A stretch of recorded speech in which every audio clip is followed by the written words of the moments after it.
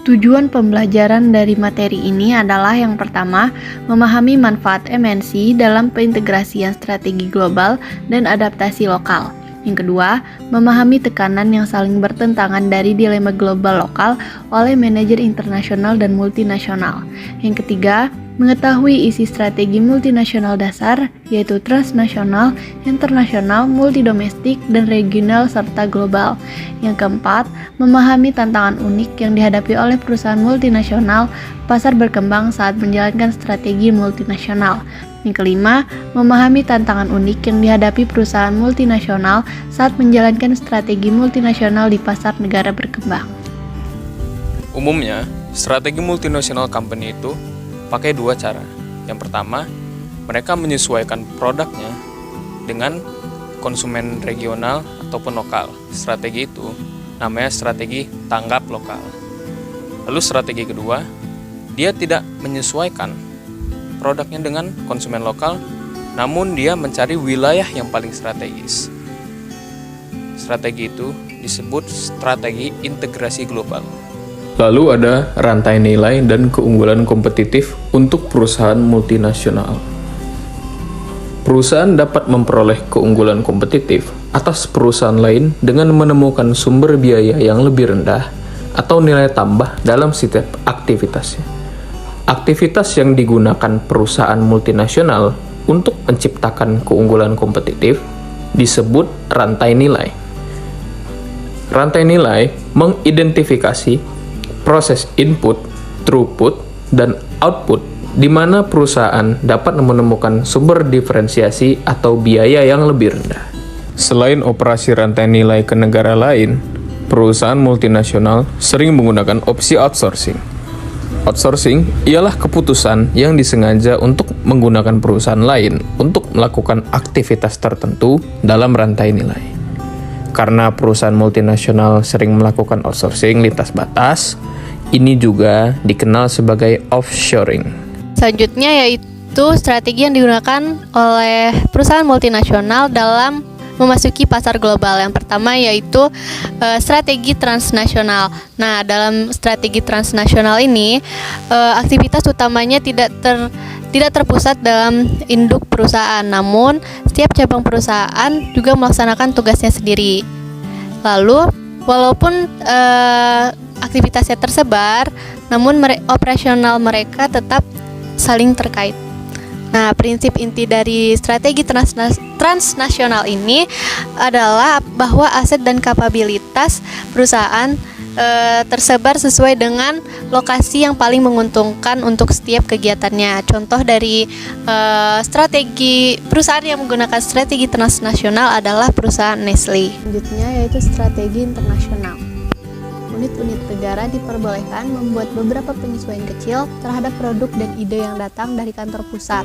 Tetapi perusahaan di negara tersebut memiliki independensi dan otonomi yang jauh lebih sedikit dibandingkan dengan perusahaan multidomestik. Tujuan utama dari strategi ini adalah eksploitasi dunia terhadap pengetahuan dan kemampuan perusahaan induk. Semua sumber daya dari kompetensi inti adalah terpusat. Nah, strategi selanjutnya yaitu strategi multidomestik. Nah, di strategi multidomestik ini perusahaan menyesuaikan produknya sesuai dengan permintaan pelanggan. Lalu yang terakhir ada strategi global. Nah, strategi yang didasarkan pada sentralisasi dan kontrol perusahaan yang dilakukan oleh kantor pusat perusahaan dengan menekankan utama pada pengendalian biaya. Keuntungan dari strategi global adalah memungkinkan perusahaan untuk menciptakan tingkat kualitas standar di seluruh dunia. Materi selanjutnya adalah penggerak globalisasi. Penggerak globalisasi merupakan pendefinisian suatu karakteristik dari industri yang mana strategi MNC akan lebih memungkinkan keberhasilannya apabila menggunakan strategi multinasional ataupun transnasional dalam pasar global daripada strategi MNC yang menggunakan strategi domestik ataupun regional di pasar lokal. Penggerak globalisasi memiliki beberapa aspek. Yang pertama adalah pasar, kedua adalah pemerintah, ketiga adalah biaya, dan terakhir adalah pesaing. Terakhir adalah aspek pesaing. Dalam aspek pesaing kita akan mengajukan dua buah pertanyaan. Yang pertama adalah strategi apa yang pesaing Anda gunakan, dan yang kedua adalah berapa banyak volume ekspor dan impor dalam suatu industri. Dalam menjawab pertanyaan yang pertama, maka sebuah perusahaan yang berhasil dalam memasarkan produknya melalui strategi multinasional akan cenderung diikuti oleh perusahaan lainnya dengan keunggulan di biaya, bahan baku, dan juga tenaga kerja, seperti Adidas dan Nike yang membuat perusahaan ataupun pabrik di wilayah Asia. Yang kedua adalah berapa banyak volume ekspor dan impor dalam suatu industri, maka tingkat ekspor dan impor dalam suatu industri akan menentukan keberhasilan dan efektivitas sebuah strategi multinasional. Materi selanjutnya adalah pasar global. Di dalam pasar global, kita akan menjawab beberapa pertanyaan. Yang pertama, apakah pelanggan Anda dari berbagai negara memiliki kebutuhan yang sama? Apakah ada pelanggan global? Dan bisakah Anda memindahkan kegiatan pemasaran ke negara lain? Dalam menjawab pertanyaan yang pertama, semakin banyak sebuah perusahaan melihat kebutuhan pelanggan semakin serupa, maka cenderungan pemasarannya akan semakin lebih global. Namun konvergensi ini tidak sama di semua industri dan untuk semua produk. Misalnya pada industri elektronik, konsumen, dan farmasi cenderung memiliki pelanggan dengan kebutuhan serupa. Lalu di dalam industri di mana perbedaan budaya, persyaratan pemerintah, pendapatan, dan iklim fisik penting, kebutuhan umum pelanggan cenderung tidak ada. Misalnya sebuah perusahaan mobil yang tidak mampu mengembangkan satu mobil untuk semua pasar. Lalu yang kedua adalah apakah ada pelanggan global? Pelanggan global adalah organisasi atau orang yang berbelanja barang atau jasa mereka dimanapun di dunia. Pelanggan global biasanya adalah organisasi dan bukan konsumen individu. Mereka mencari pemasok di pasar dunia, seperti pabrikan PC yang mungkin salah satu pelanggan paling global di seluruh dunia. Lalu yang ketiga adalah bisakah Anda memindahkan kegiatan pemasaran ke negara lain? Jika kita menggunakan nama, merek, iklan, kemasan, dan saluran distribusi yang sama, maka industrinya akan lebih global.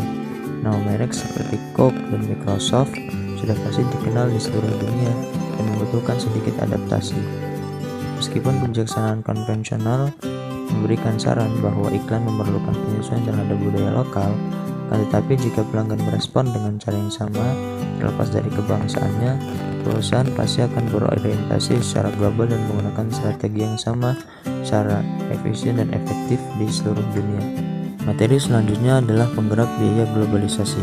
Dalam penggerak biaya globalisasi, maka kita akan menjawab beberapa pertanyaan. Yang pertama adalah apakah ada skala ekonomi global? Selanjutnya, apakah ada sumber global untuk bahan baku atau komponen berbiaya rendah? Apakah ada sumber tenaga kerja terampil yang lebih murah? Dan apakah biaya pengembangan produk tinggi?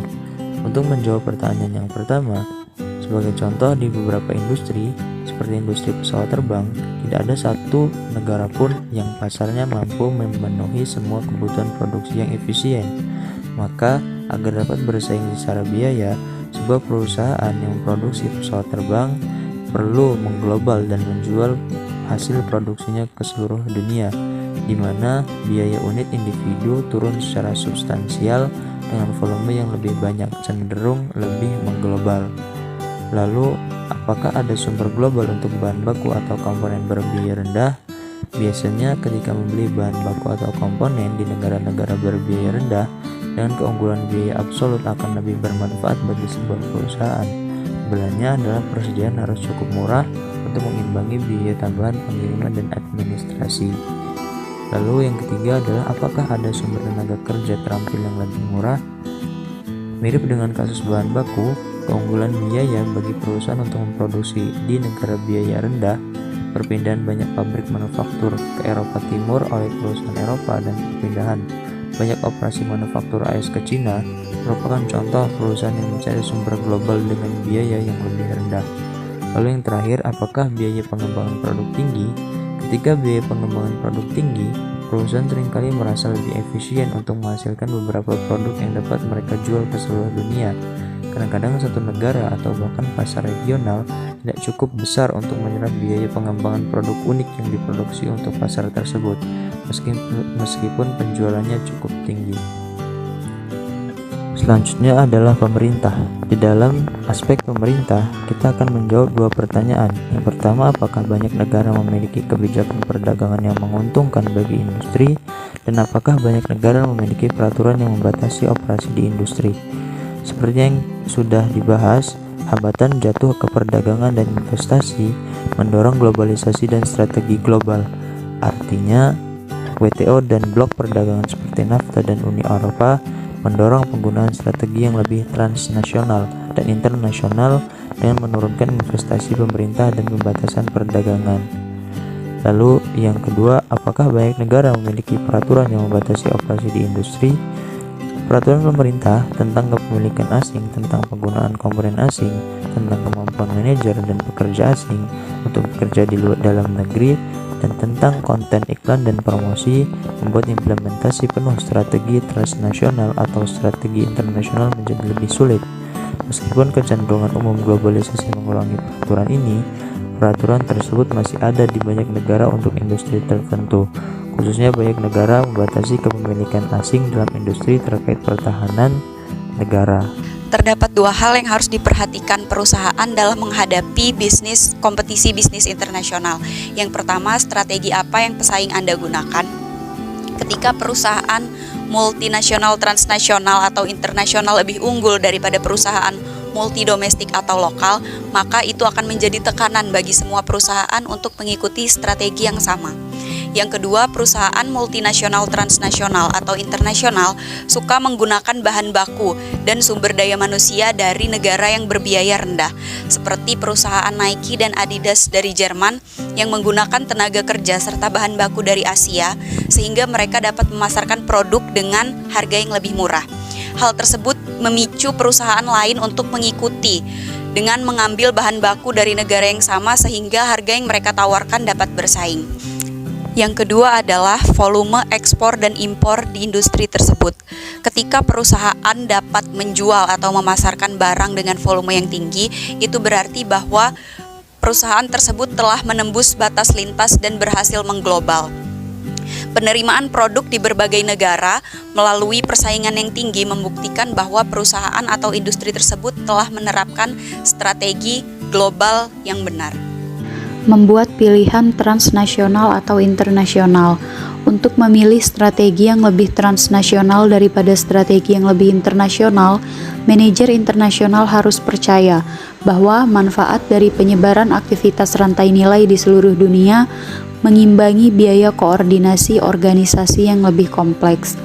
Sementara, manajer bisnis internasional mengadopsi strategi yang lebih internasional dan percaya bahwa sentralisasi kegiatan kunci seperti research and development mengurangi biaya koordinasi dan memberikan skala ekonomi. Skala ekonomi berarti lebih efisien untuk melakukan semua aktivitas di satu tempat. Penghematan biaya dari skala ekonomi kemudian mengimbangi biaya yang lebih rendah atau bahan baku atau tenaga kerja berkualitas tinggi yang dapat ditemukan oleh transnasionalis dengan mencari lokasi di seluruh dunia. Contoh kasus, dalam realitas lanskap kompetitif dunia, sebagian besar perusahaan multinasional besar seperti IBM, GE, dan Siemens tidak mengadopsi strategi internasional atau transnasional murni. Sebaliknya, mereka memadukan kedua pendekatan tersebut tergantung pada bisnis yang mereka miliki atau produk yang mereka hasilkan. Namun, karena sistem informasi dan sistem komunikasi menjadi lebih canggih, banyak perusahaan internasional tradisional mengembangkan karakteristik yang lebih transnasional, misalnya dengan Dreamliner, pesawat berteknologi tinggi yang dibangun dari material komposit baru dan teknologi mesin baru. Boeing beralih dari strategi internasionalnya yang lebih murni dan memproduksi sebagian besar komponen pesawat menggunakan keahlian produksi komposit pemasok yang berlokasi di Jepang dan Cina. Analisis situasi perusahaan dan pilihan strategi multinasional. Secara realistis, perusahaan menilai sumber daya dan kemampuan strategis perusahaan. Selain melihat globalisasi industri mereka, manajer harus memahami apa yang dimiliki perusahaan tertentu serta dapat atau tidaknya perusahaan melakukan yang terbaik. Selanjutnya, penggerak globalisasi. Penggerak globalisasi mewakili neraca kekuatan dalam suatu industri yang menunjukkan potensi keberhasilan strategi. Dengan begitu, penggerak Globalisasi membantu manajer internasional merumuskan strategi yang lebih baik untuk bersaing secara global atau lokal. Yang terakhir, mengenali lokasi keunggulan kompetitif perusahaan. Beberapa industri atau perusahaan mungkin bersaing dalam industri dengan pendorong globalisasi yang kuat.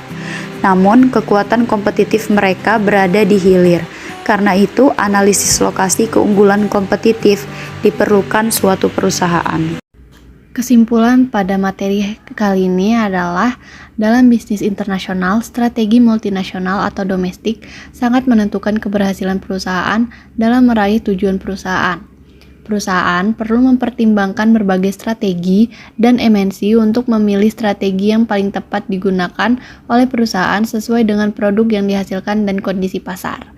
Perusahaan yang mampu menerapkan strategi global atau domestik secara tepat tentunya akan memiliki keunggulan dan dapat diikuti oleh perusahaan lain, serta perusahaan mampu untuk terus bersaing dalam panggung internasional.